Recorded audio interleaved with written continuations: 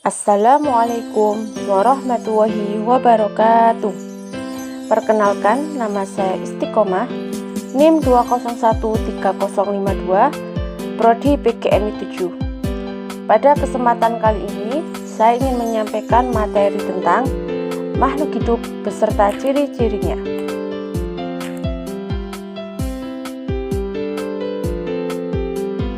Apa yang dimaksud dengan makhluk hidup? Pengertian makhluk hidup. Makhluk hidup adalah organisme yang mampu melakukan fungsi kehidupan serta mempunyai banyak sel dan jaringan di dalam tubuhnya. Ciri-ciri makhluk hidup yang pertama yaitu bernafas atau respirasi. Semua makhluk hidup yang ada di bumi pasti bernafas dengan menggunakan alat pernafasan masing-masing.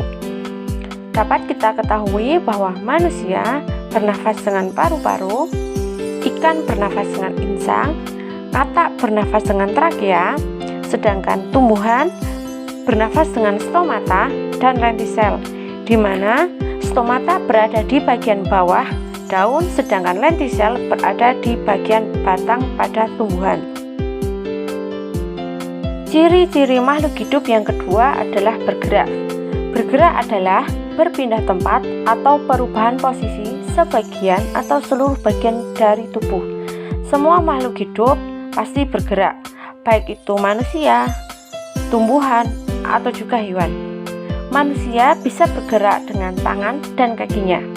Burung bisa bergerak dengan sayap dan kakinya, sedangkan tumbuhan bisa bergerak setelah mendapatkan rangsangan dari luar.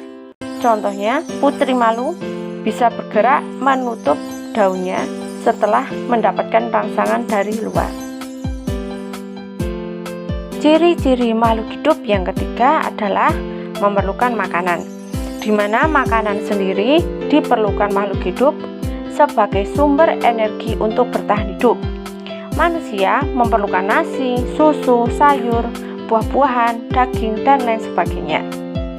Hewan memerlukan makanan seperti tanaman, biji-bijian, daging, dan lain sebagainya.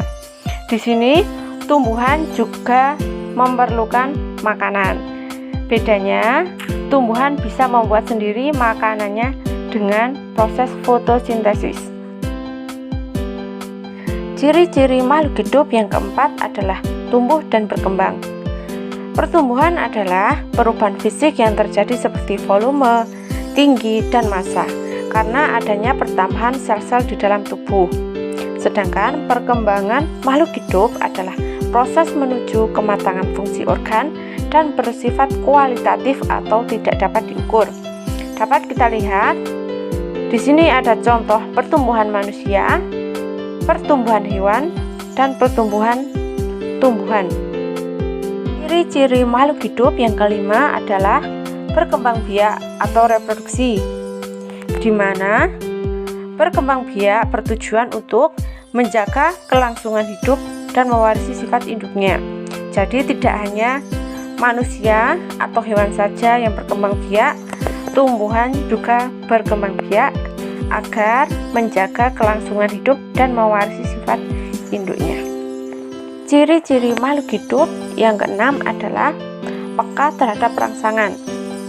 Peka terhadap rangsangan merupakan kemampuan makhluk hidup memberikan tanggapan atas rangsangan yang sudah diterima. Jadi tidak hanya manusia dan hewan saja yang peka terhadap rangsangan. Tumbuhan pun bisa merespon. Contohnya, apabila kita menyentuh tumbuhan putri malu, daunnya akan menutup. Nah, itu merupakan contoh rangsangan pada tumbuhan. Ciri-ciri makhluk hidup yang selanjutnya adalah makhluk hidup tersusun dari sel. Sel adalah unit dasar kehidupan yang paling kecil dari setiap makhluk hidup. Jadi, makhluk hidup terdiri dari jutaan sel dan jutaan jaringan. Contohnya, sistem pendengaran saja pada manusia tidak hanya terdiri dari satu sel, terdiri dari jutaan sel. Adapun tumbuhan dan juga hewan. Ciri-ciri makhluk hidup yang selanjutnya adalah metabolisme. Metabolisme adalah proses pengolahan zat gizi makanan yang diserap tubuh untuk dirubah menjadi energi. Ciri-ciri makhluk hidup yang ke-9 adalah menghasilkan zat sisa atau ekskresi. Ekskresi adalah proses pengeluaran zat-zat sisa yang berbentuk cairan, tetapi cairan tersebut sudah tidak bermanfaat lagi bagi tubuh, seperti urin, keringat, karbohidrat, serta uap air. Ciri-ciri makhluk hidup yang terakhir adalah adaptasi. Adaptasi adalah kemampuan makhluk hidup untuk menyesuaikan diri dengan lingkungannya. Jadi, semua makhluk hidup pasti memiliki kemampuan untuk menyesuaikan diri dengan lingkungannya. Contohnya, bunglon akan merubah warna kulitnya menyerupai lingkungan yang di sekitarnya. Yang kedua, contohnya pohon jati akan menggugurkan daunnya apabila pada musim kemarau dan lain sebagainya. Sekian yang dapat saya sampaikan. Apabila ada tutur kata yang kurang berkenan di hati, mohon dimaafkan. Apabila ada saran, mohon diungkapkan. Saya akhiri. Wassalamualaikum warahmatullahi wabarakatuh.